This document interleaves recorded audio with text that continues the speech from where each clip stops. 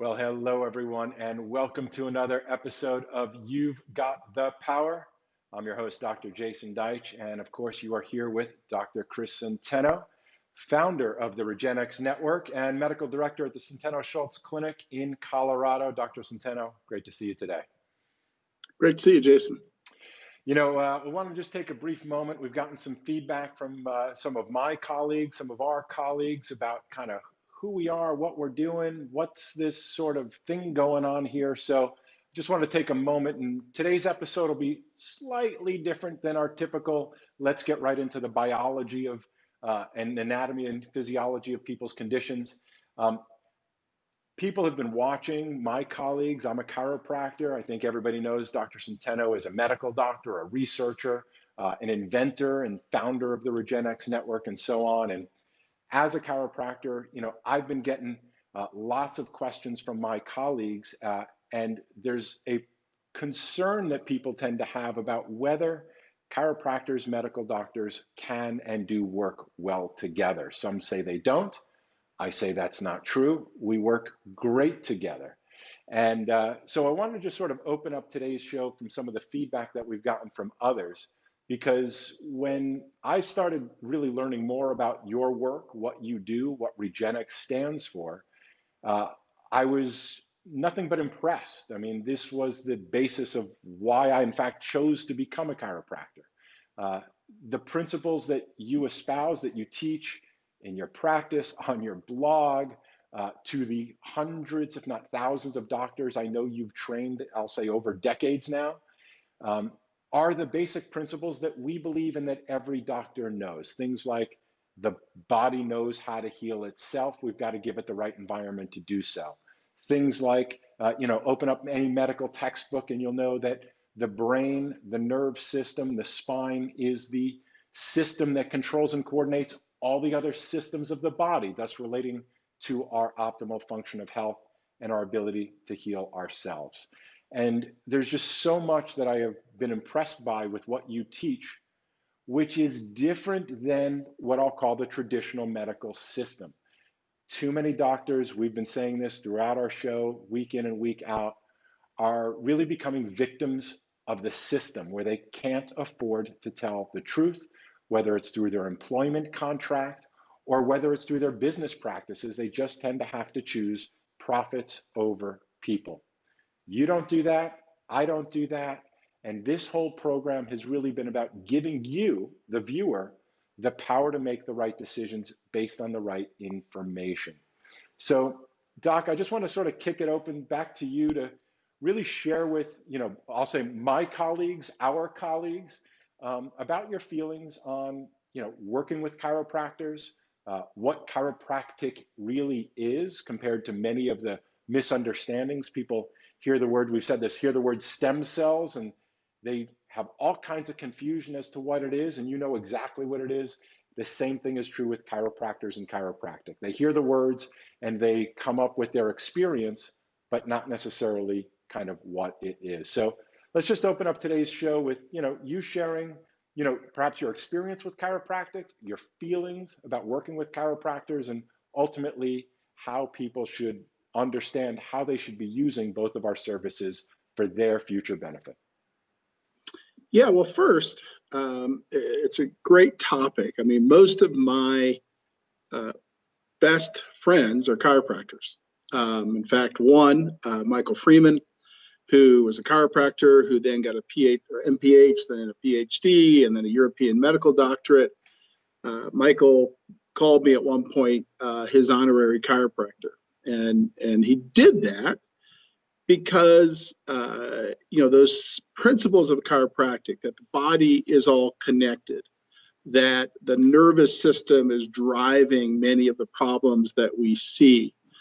Those are things that the hardcore science is only just now catching up to. And when D.D. Palmer put them out there before the turn of the century, they were revolutionary, crazy ideas. And as late as the 1980s and 1990s, the average medical doctor had a hard time getting his arms around those concepts. But as the hardcore science has shown, as it's evolved, all of those ideas are absolutely the way it works. So, I work with chiropractors all day, every day. I just spoke to a chiropractor on the phone this week about a patient that we share. I get referrals from chiropractors. I refer patients to chiropractors. So it's an interesting thing, and it's very much a symbiotic relationship these days between someone who does something over here and does it well, and someone who does something over there and does it well. So yeah, I mean that's how I feel about chiropractors. I love chiropractors. I work with chiropractors all the time. I've got no issues with the concepts. In fact, those concepts have been internalized into much of what I do. I read your books like Orthopedics 2.0 and Proactive, and I'd swear they were written by a really, really smart chiropractor. And that's really the shift here. And it's important, hopefully maybe for more medical doctors to be exposed to, as well as more chiropractors to be exposed to, is that, any dissension in the past is usually based, for the most part, on either their, need to follow their history, their preconceived notions. As you said, science is just catching up to the philosophy that in fact was started in 1895. I mean, over 100 years ago, these concepts have been put out into the world. But as we've said multiple times as an example, when Dr. Semmelweis suggested that, we wash our hands, or surgeons, I shouldn't say we, surgeons wash their hands, in between surgeries in the early years, that was quackery. That was shunned as, non-scientific craziness. And you deal with this day in and day out. The most popular procedures in, supposedly scientific medicine are, these joint replacements and use of, steroids injections. And the science doesn't support that one bit. In fact, there's a massive body of evidence that says just the contrary. So, one of the things I love about doing this show with you is really sort of creating this new environment where chiropractors, medical doctors, and any type of health professional that really is able to, and I know this sounds a little bit crazy to people, they're like, what? But the way I just language it at this point is that there are certain doctors that can afford to tell the truth of what's in your best interest as a consumer, patient, client, whatever you want to think of yourself as, versus having to toe, what you might think of as the party lines. Many medical doctors that work for big hospital systems have employment contracts that limit what they can tell people about their options. And we both think that's a problem. And I'll say, that's why we really do this type of program. I know you've been beyond dedicated, writing your daily blog, 3,000 plus of them for years now. It really is all in. I wrote a book 10 years ago now called Discover Wellness, How Staying Healthy Can Make You Rich. And the bottom line is we're starting today's program off by just simply saying that the healthcare system of the future puts you, the viewer, the consumer, the patient, the client, the person at the center of it. And the way to do that is to understand how your body works and how the healthcare system works. Understanding basics that our current medical healthcare system just drives more procedures. Doctors are paid to do more things, not to create more health. And those structural problems are what continues, I'll say, to increase the amount of deaths and sickness. That is what our culture is experiencing right now. So there's a lot to uncover here. We can go on for many episodes. I know we will in the future. But we just wanted to sort of, open that up. I've received some questions from colleagues. I know people tend to have a question or some concern as to whether, real doctors work with real chiropractors, kind of thing. People have asked, am I a medical doctor? No, I'm not. I'm a proud chiropractor. But what I love about what we do together here is that we're able to sort of put prejudice aside and really focus on people over profit. So I know we got some questions coming in. You want to start, any thoughts on that, or you want to just get right to questions? Yeah, just that. Listen, at the end of the day, uh, the principles that we're discussing here are good medicine, and that overlaps with chiropractic. That overlaps with really good types of physical therapy. That overlaps with lots of different health professionals, including physicians. And that's how good medicine should work. Good medicine is good medicine, no matter what label you put on it. Yeah, yeah. Let's get to questions. Here we go. Let's get right into being of service to more people, which is what we're here for. Hello, Sarah. Nice to see you. It looks like a new viewer. Welcome. Can I ask about the PICL procedure I have scheduled?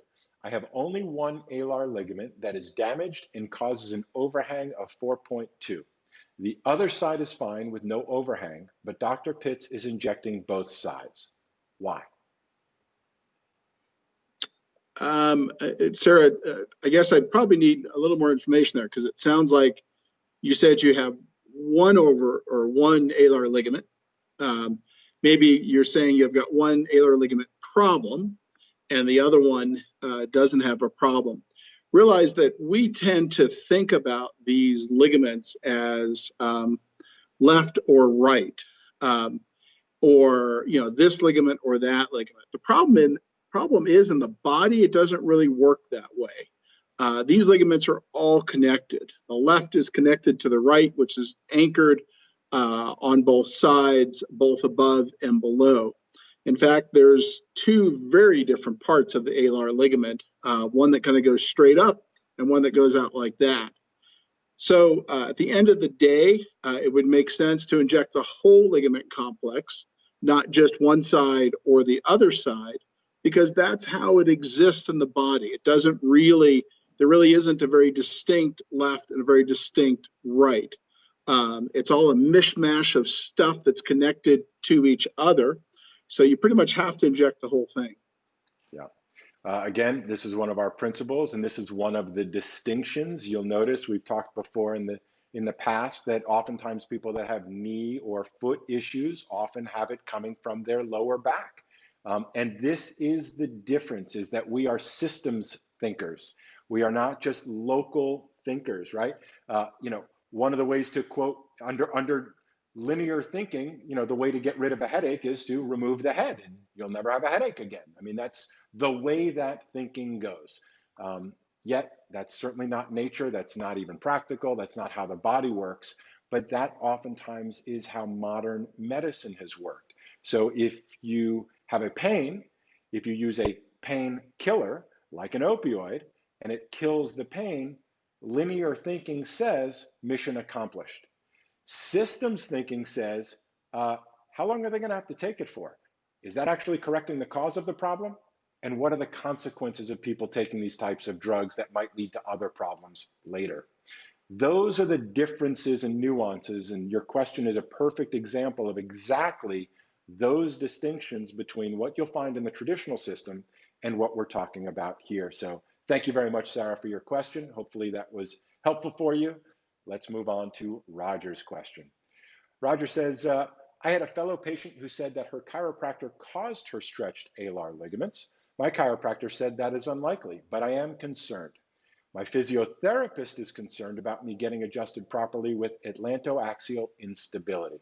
Is it possible to get stretched alar ligaments from being treated by a chiropractor for whiplash? Could adjustments make AAI worse? Your thoughts, Doc? Yeah, so realize that there's an entire branch of chiropractic and then multiple sub branches that focuses on the upper cervical spine and correcting that. Now, like anything else in chiropractic or medicine, there are specialties or special areas of expertise. And those chiropractors specialize in that low force type adjustment to just try to get something back into place in the upper cervical spine. Then you've got the idea of whether or not an overly aggressive manipulation or an overly aggressive stretch or an overly aggressive exercise can stretch out any ligament. And the answer is, yeah, all of that's possible. And it happens, very, very rarely with adjustments, and it happens very, very rarely with different types of exercises or strengthening or all of those sorts of things. So while it's all possible, it's pretty darn rare. And if you've got an upper cervical problem, you really should be seeing someone who is an upper cervical chiropractic specialist who will know how to deal with that area. And so I kind of disagree with the physical therapist here. There are experts who do nothing but this all day in the chiropractic world, and they're really, really good at it. That's exactly the case. I would completely agree. It's somewhat irresponsible to throw out theories of, blaming other professions necessarily. But, the question would be, how do you know that that's what caused it? And, it's really tough to sort of create that cause and effect relationship. I have not heard that happening very much at all. Anything's possible, not very probable. And if you know you've got a concern like that, then communicating with your chiropractor to adjust their adjusting technique for what's most appropriate would be the proper thing to do. Thank you for your question. And let me add just one thing there, Jason. Yes. I mean, another thing we hear all the time is, chiropractic manipulation of the neck is going to cause a stroke. And again, it's just looking at relative risk. So is it theoretically possible? Anything is theoretically possible, but if you look at the relative risk, the side effects of most medications are far more dangerous than any type of chiropractic manipulation of the cervical spine causing a stroke. Obviously, surgeries are dramatically more dangerous than that. So, it's all relative risk and likelihood. Is it possible that you could go outside right now and get struck by lightning? Sure, it is. Are there people that get struck by lightning every year? Yes, there are a couple dozen that do. But the likelihood of you dying by getting struck by lightning is extremely, extremely low. I think for the most part, Doc, I'll leave the scientific, you validate this for me, but I think one of the most dangerous things most everybody does is, in fact, traveling to the doctor's office. That's probably the riskiest thing that is going on. It's more dangerous outside the doctor's office and getting to it than being in a chiropractor's Well, it's certainly office. Great to say, those are great points. I mean, it's far more likely that you will die driving your car to the doctor's office than you will getting an alar ligament injured by a chiropractic adjustment or getting a stroke from a cervical adjustment by a chiropractor. So again, it's all about relative risk. Can anything happen? Sure, but you just have to realize that the risks are low. Yeah, and these are important topics because as we're living in, I'll call it a fear-based world right now that is either in, some of you may think reacting, some of you may think overreacting. The question we all have to be asking ourselves is compared to what? That we don't live in a completely risk-free world. We just don't. It's not reasonable, not rational, not possible. There is risk inherent in getting out of bed every morning. There's risk in staying in bed every morning. So these are relative questions, and until people have either experience and or the science to help support, how afraid should I really be? People tend to default to their unknown or their prejudice or believing other experts that often have their own agendas as well. So let's move on to other questions if we may. Sure. Sarah follows up. She says, also, how protective do I need to be of my neck post-procedure? I am nursing and look down a lot. Do I need to wear a neck brace, or are there any limitations after the procedure in daily life? I don't want to mess up what you fix. I'm not talking about chiropractic or PT, etc., just restrictions on daily life with a newborn and other children. Now, that's an interesting one. I don't think we have had a PICL patient yet out of the 250 or plus procedures we've done that has been nursing or has a newborn. Obviously, those are special circumstances, having to look down when you're nursing, having to lift a newborn, especially as that newborn gets mobile and gets heavier and wants to be, picked up, and all of those things. So, I don't normally do not recommend putting on a cervical collar, but you might want to in certain circumstances just to protect your neck. Usually, its activity is tolerated. What that means is if you're very sore, then don't do much. If you're not very sore, then go back to your normal daily activities. Some of our PICL patients do wear cervical collars under specific circumstances, i.e. driving in a car or driving in a car on a rough road, for example. So you may want to do that when you're nursing or you're in a situation where you really can't control what your baby's doing. And sometimes that just happens. Babies are babies. Babies are babies. So yes, for certain activities and support, great question, great idea.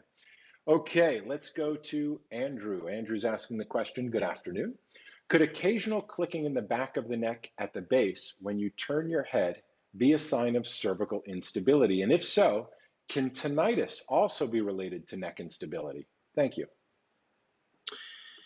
Yeah, Andrew, so popping and clicking, no matter what joint it's in, can be a sign of instability. And as an example, there's some studies in the knee that show that patients that have knees that pop and crack tend to go on to more frequent arthritis than those who have knees that don't. So it gives you some idea there of it sort of being latent instability. Now, as far as tinnitus, that's a pretty common sub symptom, if you will, of craniocervical instability, meaning it's not one of the most common. Most common would be headache, dizziness, imbalance, visual changes, tachycardia, weird symptoms in lots of different places, neck pain, etc. But a reasonable number of CCI patients have tinnitus. So it's definitely in the mix. Tomato, tomato, tinnitus, tinnitus. Anyway. That's right, tinnitus, yeah. All right, we've got another question. This one might be a little too long. Let me read it from the side here. So this is from Lara. Hello, Lara. I've had 3 stem cell harvestings, the second at 3 months, the third at 7 months from the second. The initial retrieval was 800,000 M, 435,000 M, and 380,000 M, respectively. The most recent procedure I did intermittent fasting for 3 weeks prior to the procedure, and I did a prolon fast 5 days before. I always eat a keto diet for the last 5 years. I increased my exercise from virtually none to walking 5 miles every day for the 3 months prior to the last procedure. I take my own cocktail of stem cell supplements and I drink 3 to 4 liters of water every day. I live at about 1,200 feet above sea level. That is the only parameter I did not improve this time. Although I was in Colorado for 5 days prior to my middle stem cell retrieval, and it did not seem to help. That's the comment. Any thoughts on that? I'm not sure I got the question, but I guess your thoughts. Yeah, so I think it brings up a good point. There's a couple different things to learn there. The first thing is when those numbers that you're quoting, 800 million, 400 million, 300 million, those are total nucleated cell counts. So that means that that's the total count of all of the cells that were retrieved from the bone marrow. It's not a stem cell count. The stem cell count is a fraction of that.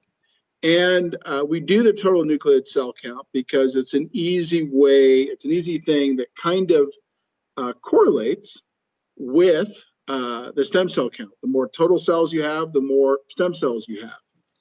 Now, so the problem there is we don't really know the stem cell yield of all 3 of those. And if you were doing a lot of intermittent fasting, one of the things that could have happened would be less adipose tissue in your bone marrow space, and that may have altered that total nucleated cell count. Now, we do keep, starting, I think we started about 1.5 years ago, we actually do keep a sample of all of those for later retrospective analysis for research purposes. So if you're doing any specific procedure where we may go back and do some publishing on it, we may end up looking at the actual stem cell count after the fact in those samples. And I wouldn't be surprised if they were fairly constant from sample 1 to 2 to 3. So just realize that that's a total nucleated cell count and not a stem cell count. She follows up a question later. She says, what can I do to improve this? It seems I am below the acceptable numbers to be successful despite my hard work. Is there a different way retrieval can be done to get a better result? What else can she do is the question. Is there more to it? Yeah, Yeah. so another thing to consider would be to have the doctor use a different approach. So there are the way we usually take cells is to go into multiple sites at multiple depths. Now there is another type of approach where you can go down the long axis of the bone and go to a single site at a greater depth and take samples as you go. So if there's any concern about the cells being exhausted in any one spot, there is a plan B procedure that can be performed. So if you do it again, I would have the doctor do that other procedure. And the way to describe it to the doctor would be a single site, long axis draw. And if the doctor has any questions about that, certainly have him send me an email and I'll go ahead and explain it to him or her. But just realize that there's an alternate way to do it if there's any concern that the cells are getting exhausted in any one spot.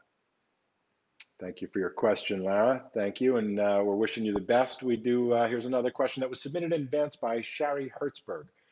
How do you find a good chiropractor? I went to one, and all he wanted to do was inject me with stem cells from a baby. Well, that's a great question. What are your thoughts on that, Doc? Yeah, so this is something we didn't bring up in the initial discussion, but there's really, there's the chiropractors we were talking about who are staying within their lane, becoming expert at whole body treatment, using manipulation, using rehab, using strengthening, all of that stuff. And then there's a very small group of bad apples who have gone out there and decided to declare that they're stem cell experts by scamming patients and using umbilical cord or amniotic tissue and claiming that's a stem cell product. So the first thing you may or may not know from reading the blog is that none of that stuff from umbilical cords or amnion, i.e. birth tissues, has any living stem cells. So if the chiropractor told you that, that was a bold-faced lie. Meaning we know now through multiple different research studies done by our place, Colorado State University, Translational Medicine Institute, by Cornell, and by UC Davis, that those products have no living stem cells. So that was a scam. And that brings up that distinction between a great profession doing really great things for people and avoiding tons and tons of healthcare costs by doing very low invasive care, and this tiny little number of bad apples over here that are trying to scam patients using tissues that actually have no stem cells but claiming they have lots of stem cells. So I would agree with you. You'd want to run away from that chiropractor as fast as you could go and find one that doesn't do that stuff, that just focuses on chiropractic work. Yeah, I'll further say that the things you want to do to find a good chiropractor, your question, in many cases is to ask friends and family. Referrals is a great place to start. Who's had a positive experience? Now, the question really is, and again, this is the essence of our show, You've Got the Power, is you've got to go in to some degree knowing what you're looking for. So my advice, and as a chiropractor, would be to make sure that Dr. Centeno mentioned sort of staying in our lanes. Every profession has a lane. I say the same thing about medical doctors who try to, I'll call it adjust. Much of the scientific literature refers to it as manipulation. There are some distinctions, but I'll use the term spinal adjustment. You want to find a chiropractor that focuses on and is an expert in spinal adjustments to find and correct misalignments in your spine, referred to as vertebral subluxations, that put pressure on the nerves, causing your body to not function the way it is supposed to. There are a lot of people that do that proactively in order to reduce their risk of having orthopedic problems or any other kind of health problem in the future. And there's other people that use it after the fact. They've got a pain. They're looking for a conservative approach to healing the body itself by correcting the cause, not just medicating the symptom. So I would start by asking your friends and family for referrals. Even when you find someone that you've got a referral, make sure they're focusing on finding and correcting your spinal subluxations with their hands or an instrument in order to correct the subluxation and align your body so it's at its peak potential to heal itself. That's the way I would recommend it. And if you want to let us know where you are, we might be able to see if we have any friends that we can refer you to. We do refer very regularly back and forth. A lot of our chiropractors refer to Regenexx doctors. Regenexx doctors refer to chiropractors. Again, those that understand how we work together as opposed to those that each try to do everything that is outside of usually their specialty and expertise. Did you want to add something else, Doc, or we'll move on to the No, next? and again, just a chiropractor that thinks globally. Listen, that's part of the profession. If you have a problem in your hand, look at the neck. You got a problem in your knee, look at the back. Those are such a critical concepts that sail right over the head of the average medical doctor. And one of the reasons why chiropractors generally save the system, billions of dollars a year, because they will look at those associations, whereas the average family doctor, orthopedic surgeon doesn't have a clue that A is connected to B. So very important.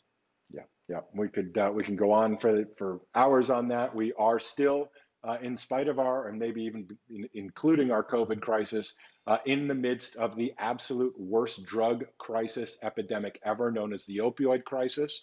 That happened as a combination of, if you watch 60 Minutes and you read how the pharmaceutical sales reps financially incentivize doctors to do that, but it also occurs because people come in expecting drugs as a solution.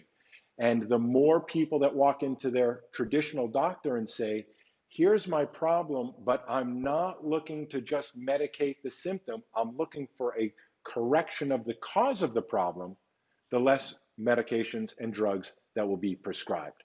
Not very good for pharma, but very good for you. And as you've mentioned multiple times now, we are helping basically the nation save billions of dollars every year by helping people get well and stay well by correcting the cause, as opposed to turning them into, unfortunately, drug addicts, opioid addicts, and in many cases, unfortunately, dying because of the drugs more than the pain or the concern. So we just got to make sure that the cure is not worse than the disease or the problem. We'll save that topic for another time. All right, here we go. We've got Austin, also a regular viewer. His question is, concerning chiropractors, what is your overall opinion on the use of vibration power plate therapy for gradual adjustment and overall health? Are there benefits? Your thoughts, Doc? Yeah, it's interesting. Power plate has some interesting research. It has some interesting research on activating muscle spindles, proprioceptors, etc. Interesting research on treating osteoporosis or allowing exercise in the elderly. So I think it's a great tool.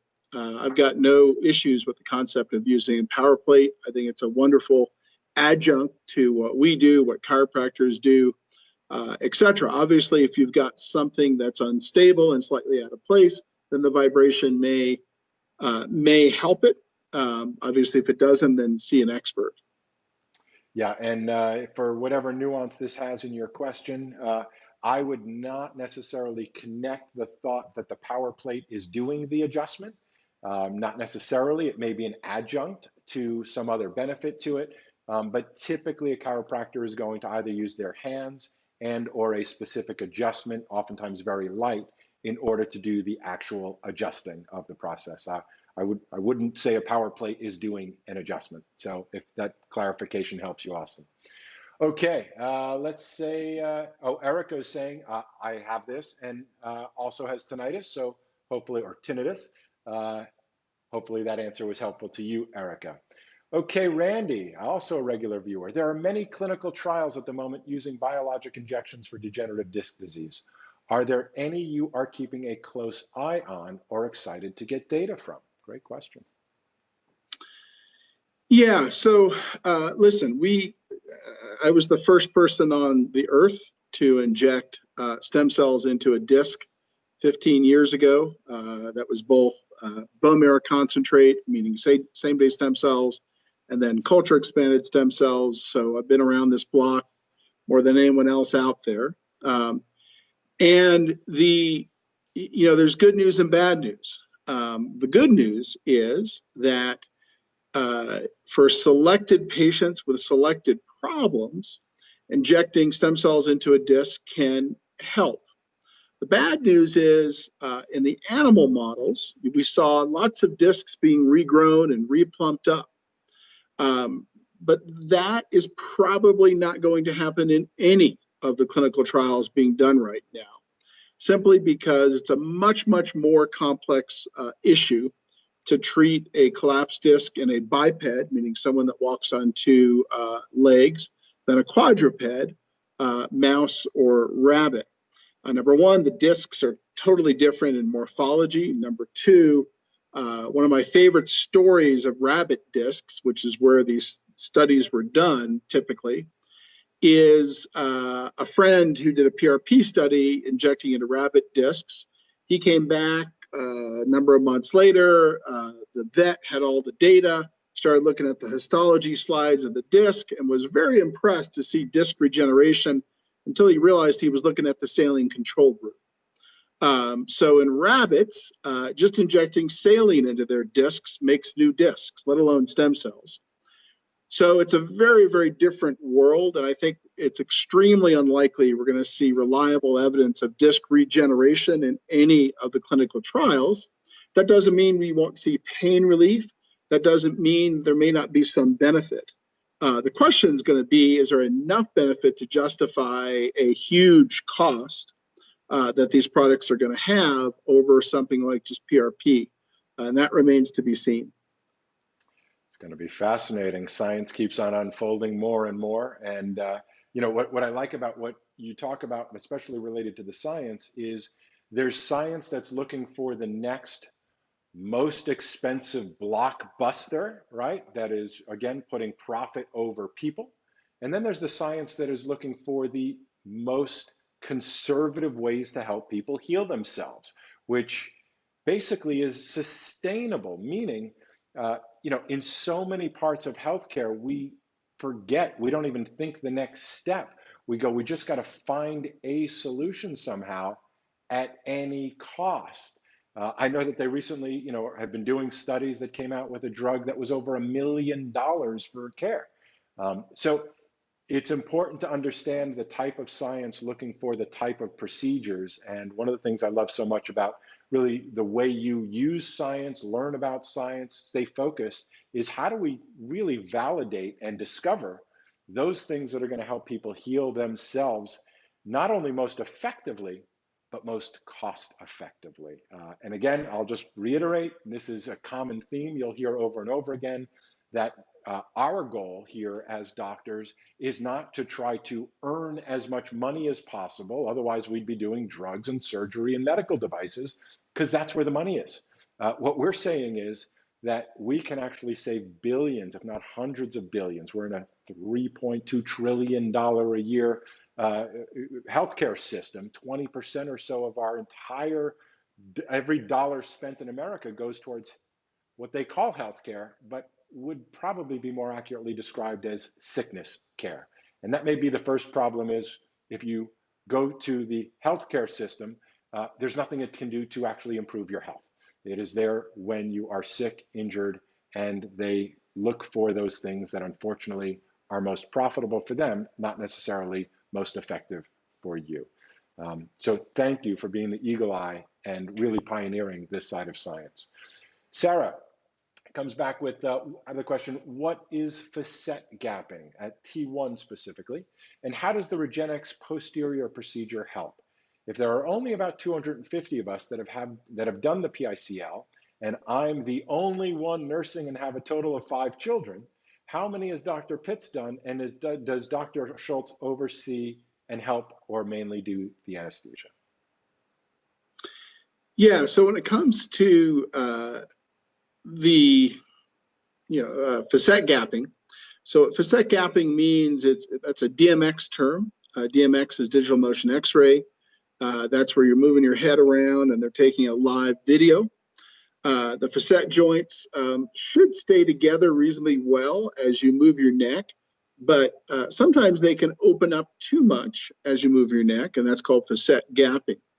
The facet joints are little joints in the neck about the size of your finger joints. You've got two at each level. The Yes, the facet capsule, which is usually what controls that motion, can be treated in those levels that have facet gapping, assuming that that's causing symptoms, and that's a problematic area. So it wouldn't be hard to do that. As far as the different doctors that are doing PICL right now, yes, Dr. Schultz does the anesthesia with Dr. Pitts. Dr. Schultz and I have done the most PICL cases, but Dr. Pitts is excellent at that procedure as well as other things. He's one of the people I let inject my neck, my back, my extremities, etc. And if there's any issues, obviously Dr. Schultz will lend some of his considerable experience on the topic. There you go. Great question. Thank you very much for asking, and we're excited for you. Lara, great contribution here. She says, thank you for the answer on the stem cell draws. I'd like to add, I am a PICL success story and an Atlas orthogonal chiro advocate. I'm currently 3 months and 20 days holding. Pre-PICL, I used to hold 5 hours. Thank you for giving people like me hope and part of our lives back. Lara, thank you. Thank you for your contribution, for sharing. And that's really very much what we appreciate here on this program is you sharing your experiences. Obviously, we assume most of them are positive, but people are people, things happen. But also really helping other people learn from you, from each other. We appreciate when you share this video, when you share this program with other people who are wondering, where should I go? What should I do? Who should I trust? And this is one of the ways that you can ask questions and figure out if you can trust Dr. Centeno and the Centeno Schultz Clinic from the convenience of your internet connection. Ask questions, learn, find out, and see what other people say and share as well. Lara, thank you for sharing. All right, Roger's back. Let's see what Roger says. After getting my phone consult, hopefully soon, is it wise to be traveling to Colorado from Vancouver given the upswing of COVID in the US and all seats are being filled on planes now? Or would a delay just exacerbate my AAI condition, which seems to be degenerative? And thanks for having these live podcasts. It's really appreciated. Thanks for that comment. Your thoughts, Doc? Yeah, well, the good news is Colorado is in the bottom quarter of populous states. Obviously, Wyoming and those states that are sparsely populated or have the least COVID, other than a few hotspots. But Colorado is doing very well in controlling COVID, so I wouldn't have that much of a concern there. When it comes to traveling, again, I wouldn't really have a huge concern. The one experiment we have, you may know I do some COVID blogging. The one natural experiment we have is actually a gentleman who was known to be sick with COVID, who was transported on a full plane with others that were evacuated out of China. No one on that plane got COVID. So it's probably not that easy to transmit COVID on a plane. Obviously, you want to make sure you wear a mask. If you're really concerned, then an N95 or a KN95 mask would be good. You can obviously carry some of those Clorox disinfectant wipes, wipe down the seat, wipe down the tray table, all that kind of stuff. So I wouldn't be as concerned about traveling because the one natural experiment we have didn't show that COVID was all that transmissible on a plane. Going to be interesting to see how this all comes through in the long run. Time will tell. All right, we're coming to the end of our hour, but let's get as many of these questions as we can in. Ben asks the question, AlloCells in the UK has recently announced that they'll now be using PRP and stem cells to treat CCI. Do you know if they'll be doing any studies on treating CCJ disorders in the UK in the foreseeable future? I don't think AlloCells is treating CCI in the extent that they're doing a PICL procedure. I think they may be offering some posterior procedures, which would be the ligaments in the posterior spine, as well as the upper cervical facet joints. But they're not doing anything with PICL at this juncture. So I don't and I don't think they'll be involved in any research that we're doing on the upper cervical spine. That's going to be confined to Colorado, just due to the considerable experience that we have with this stuff in Colorado, meaning we've treated thousands and thousands and thousands of upper cervical patients in Colorado over the last 30 years. So anyway, not doing the PICL procedure, I suspect doing posterior upper cervical stuff, and our focus on the research side will remain in Colorado. We are coming to the end of the hour, but let me take one last question over here from Christy. I'm going to take I'll say, briefer question out of the two. Again, we do this Monday, Wednesdays, and Fridays at noon Pacific time. The earlier you ask your question, the earlier we can get to it. But Christy asks the question, how do you know when conservative treatments won't work for someone and when to recommend surgery? Yeah, it's a good question, Christy. I think we all have to have surgery as an option, right? I think that's reasonable. But I really like the way a physician this last week on LinkedIn put it. We were talking about an SI joint fusion procedure. And that's where they kind of bang some dowels into the SI joint to fuse it together. And his comment was, it should be an option, but it needs to be on a very high shelf where you got to get a step ladder to reach it. And the problem is, all too often, it's not on a very high shelf where you have to have a step ladder to reach it. It's on the first or second shelf, just behind physical therapy not working, or just behind some bad injections of steroids not working. So what we see all day, every day, is people who were told they were surgical candidates who never needed the surgery. So I think you've got to get good orthobiologic injection care before you look at surgery. And it's not unreasonable for some patients to have surgery. I've seen, I probably see 5 to 20 a year out of 1,000 patients who I really feel need the surgery, and that's where they go. But it's much more rare, and it needs to be on that high shelf where you got to get a step ladder to reach it. That's a great way of thinking about it. We love your questions. They've been fantastic, great questions. Love the conversation. We appreciate the dialogue back and forth. All we ask is that A, you ask your questions, and B, you share this with other people. We are here to be of service to as many people as we possibly can. We would love to see thousands of people watching, asking questions, really understanding this unique perspective. It should be commonplace. This should be, and maybe one day will be, mainstream, but it won't be without you. Meaning, until we have more people that understand how their body works, that understand how the healthcare system is structured, they can't ask the right questions to come to the right conclusions. There's a lot of complexities to all of this. Everything is intertwined: employers, employees, doctors, insurance companies. But everything revolves around you, the person needing the care, and your expectations. And unfortunately, we've allowed too many pharmaceutical advertisements with beautiful pictures and beautiful people in slow motion selling us the fantasy that if we just ask our doctor for the next blockbuster drug or the next new device or the newest procedure, that somehow that's going to lead to more health, and that just isn't what the science says, and that's not what most people's experience says. So we believe that the future of healthcare and the future of your health depends on you being inspired, having the right questions, having the right frame of reference to know that you want to look for those right things that are right in front of you. How do I get my body to heal itself?